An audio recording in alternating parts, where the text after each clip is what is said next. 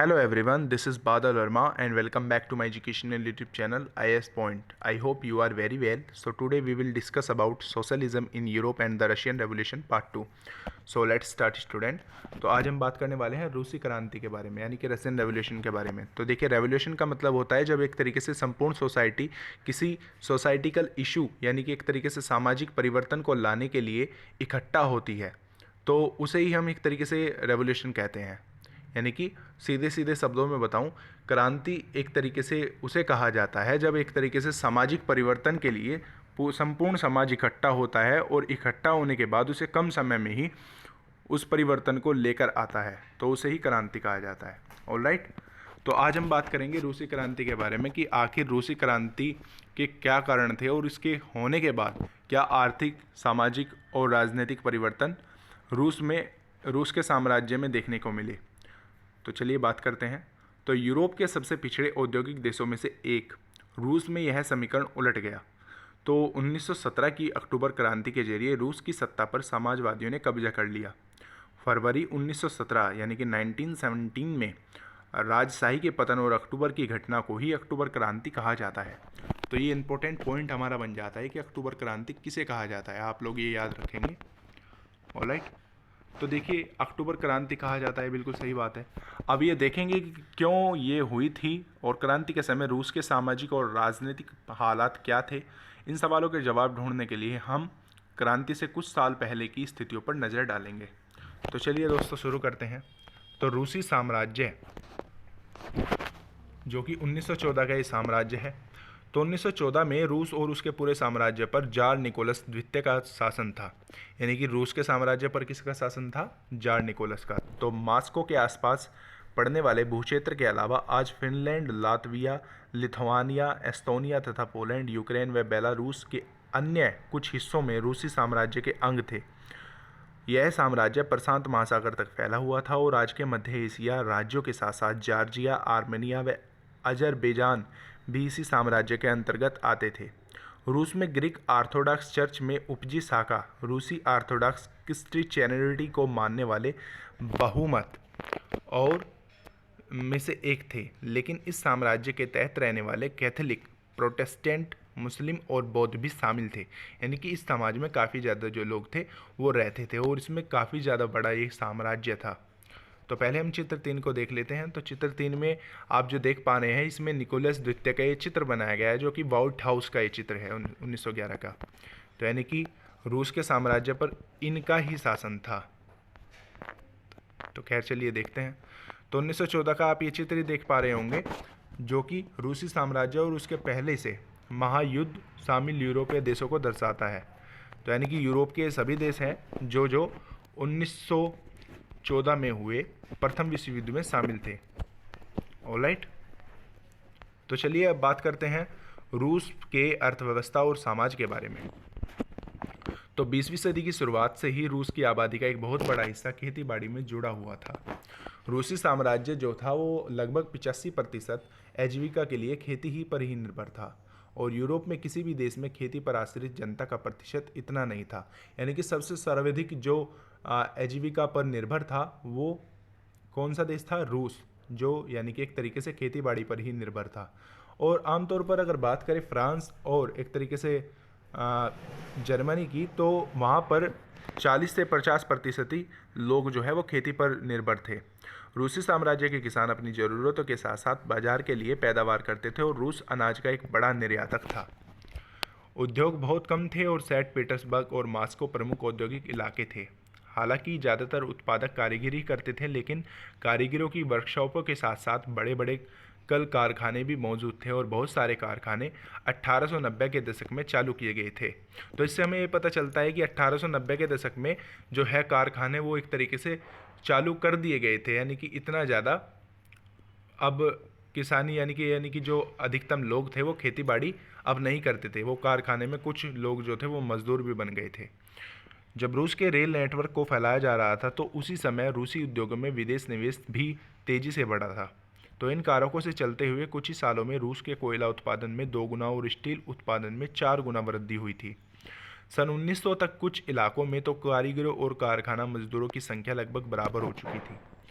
तो एक तरीके से जो रेलवे नेटवर्क बिछाया गया था रूस में, तो उसमें जब बाहरी विदेशी कंपनियों ने निवेश किया तो निवेश करने से हुआ क्या कि अर्थव्यवस्था जो है रूस की उस पर प्रभाव पड़ा, यानी कि उसकी अर्थव्यवस्था काफ़ी मजबूत हो गई और एक तरीके से उद्योग जो था उसके उसमें बढ़ गया, जिससे कि उसकी आर्थिक स्थिति वो काफ़ी ज़्यादा ठीक हो गई।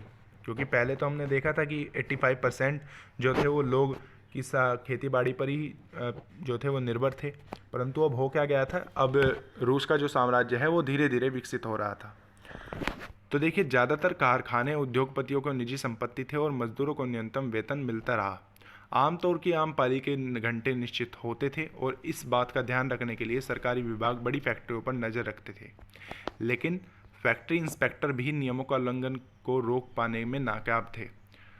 तो कारीगरों को इकाई और वर्कशॉप को काम की पाली 15 घंटे तक खींच जाती थी, और जबकि कारखानों में मजदूर आमतौर पर 10 से 12 घंटे ही पालियों में काम करते थे। मजदूरों के रहने के लिए कमरों को लेकर डॉर्मेट्री तक तरह तरह की व्यवस्था मौजूद थी।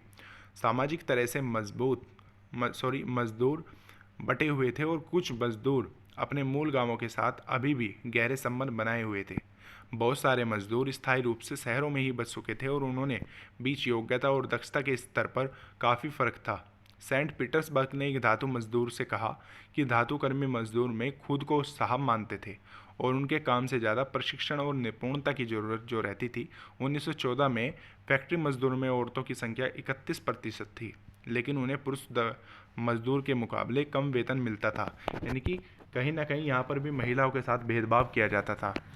हालांकि उन्हें एक तरीके से समान अवसर जरूर दिया जाता था, परंतु वेतन के हिसाब से उनमें भेदभाव किया जाता था, क्योंकि वो काफ़ी ज़्यादा एक तिहाई उनको तीन चौथाई ही वेतन देते थे, और मजदूरी के बीच मौजूद फासला इनके पहनावे और व्यवहार से ही साफ दिखाई देता था। यद्यपि कुछ मजदूर ने बेरोजगारी या आर्थिक संकट के समय एक दूसरे की मदद करने के लिए संगठन बना लिए, लेकिन ऐसे संगठन बहुत कम थे। तो यानी कि मजदूरों ने भी काफ़ी ज़्यादा एक तरीके से संगठित होकर अपने आप की स्थिति को बदलने के लिए काफ़ी ज़्यादा विद्रोह किए। तो देखिए, तो क्रांति पूर्व रूस में एक डायमेट्रिक बने बंकर को सोते मजदूर। तो देखिए ये कितना अच्छा मजदूरों के लिए एक तरीके से सोने का बंकर होता था, जैसा कि आप अपनी स्क्रीन पर देख ही पा रहे होंगे। तो देखिए, तो इन विभेदों के बावजूद किसी भी नौकर को निकाल दिया जाता था या मालिकों से कोई शिकायत होती थी तो मजदूर एकजुट होकर हड़ताल भी कर देते हैं, यानी कि जो मजदूर थे वो अपने हक के लिए लड़ते थे। तो 1896 से लेकर 1897 के बीच कपड़ा उद्योग में आमतौर 1902 में धातु उद्योग में ऐसी हड़तालें काफ़ी बड़ी संख्या में आयोजित की गई। देहात की ज़्यादातर जमीन पर किसान खेती करते थे, और लेकिन विशाल संपत्तियों पर सामंतों, राजशाही और ऑर्थोडॉक्स चर्च का कब्जा था। मजदूरों की तरह किसान भी बटे हुए थे, लेकिन किसान बहुत धार्मिक स्वभाव के थे, यानी कि एक तरीके से शांत स्वभाव के थे। इक्का दुक्का अपवादों को छोड़ दिया जाए तो सामंतों और नवाबों को बिल्कुल समान नहीं रखते थे, और नवाबों और सामंतों को जो सत्ता और हैसियत मिली थी वह लोकप्रिय की वजह से नहीं, बल्कि जार के प्रति उनकी निष्ठा और सेवाओं के बदलते मिली थी। क्योंकि जार का पूरे रूस पर साम्राज्य था, तो जब एक तरीके से काफ़ी ज़्यादा सेवाओं में परिवर्तन आने लगे तो एक तरीके से वो उनके द्वारा निष्ठा और सेवाओं के बदलते उनके प्रति वफादारी दिखाने लगे। तो वहाँ की स्थिति फ्रांस जैसी नहीं थी। मिसाल के तौर पर फ्रांसीसी क्रांति के दौरान ब्रिटेनी के किसान न केवल नवाबों का सम्मान करते थे, बल्कि उन्होंने नवाबों को बचाने के लिए बाकायदा लड़ाई भी लड़ी। इसके विपरीत रूस के किसान चाहते थे कि नवाबों की ज़मीन छीनकर किसानों में बीच बांट दी जाए। बहुधा वह लगन भी नहीं चुकाने थे। कई जगह तो जमींदारों की हत्या भी कर चुकी थी, और 1902 में दक्षिणी रूस में ऐसी घटना बड़े पैमाने पर घटी। फिर हुआ क्या कि 1905 में तो पूरे रूस में ही ऐसी घटनाएं घटने लगी। तो एक तरीके से किसान जो क्या चाहते थे, किसान क्या चाहते थे उस समय, और मजदूर क्या चाहते थे कि जो पूंजीपति लोग हैं, जो एक तरीके से पूंजीधारी लोग हैं, जिनके पास अधिक से अधिक पूंजी है, जिनके पास ज़मीन है, तो उनकी जो संपत्ति थी एक तरीके से उनका बंटवारा रूस के समाज के बीच कर दिया जाए। परंतु ये तो देखो पॉसिबल ही नहीं हो सकता। एक तरीके से ये तो तानाशाही वाली बात थी कि भाई आपकी अगर संपत्ति है तो उसको बांट दिया जाए। तो खैर देखिए, तो रूसी किसान यूरोप के बाकी किसानों के मुकाबले एक और लिहाज से भी भिन्न थे। यहाँ के किसान समय समय पर सारी ज़मीन को अपने कम्यून यानी कि मीर को सौंप देते, तो फिर कम्यून ही प्रत्येक परिवार की ज़रूरत के हिसाब से किसानों को ज़मीन बांटता था। तो एक तरीके से मीर शब्द ये काफ़ी ज़्यादा इम्पोर्टेंट है इसमें। तो अब देखते हैं रूस में समाजवाद। तो 1914 से पहले रूस के सभी राजनीतिक पार्टियों गैरकानूनी थी। मार्क्स के विचारों को मानने वाले समाजवादियों ने 1898 यानी कि 1898 में Russian social democratic works party यानी कि रूसी सामाजिक लोकतांत्रिक सामरिक पार्टी का गठन किया। तो रूसी सामाजिक लोकतांत्रिक सामरिक पार्टी का गठन कब हुआ था? 1898 में। तो सरकारी आतंक के कारण इस पार्टी के गैरकानूनी संगठन के रंग में रूस में काम करना पड़ा। इस पार्टी का यह अखबार निकलता था, उसमें मजदूर को अपने संगठित किया गया था और हड़ताल आदि कार्यक्रम आयोजित इसमें किया गया था। कुछ रूसी समाजवादी को लगता था कि रूसी किसान जिस तरह समय समय पर ज़मीन बांटते थे, उससे पता चलता था कि वे स्वाभाविक रूप से समाजवादी भावना वाले लोग हैं। इसी आधार पर उनका मानना था कि रूस में मजदूर नहीं बल्कि किसान ही क्रांति के मुख्य शक्ति बनेंगे। वे किसान का नेतृत्व करेंगे और रूस बाकी देशों और मुकाबले ज़्यादा जल्दी समाजवादी देश बन जाएगा। 19वीं सदी के आखिर में रूस के ग्रामीण इलाकों में समाजवादी काफ़ी सक्रिय थे और इन सन 1900 में उन्होंने सोशलिस्ट रेवोल्यूशनरी पार्टी यानी कि समाजवादी क्रांतिकारी पार्टी का गठन कर लिया और इस पार्टियों में किसानों के अधिकारों के लिए संघर्ष और मांग की समानताओं के कब्जे वाली ज़मीन फ़ौरन किसानों को सौंप दी जाए। तो एक तरीके से किसानों के कब्जे वाली जो ज़मीन थी वो किसानों को ही सौंप दी जाए। इस तरीके के लिए किसानों और मजदूरों के लिए आवाज़ उठाई गई।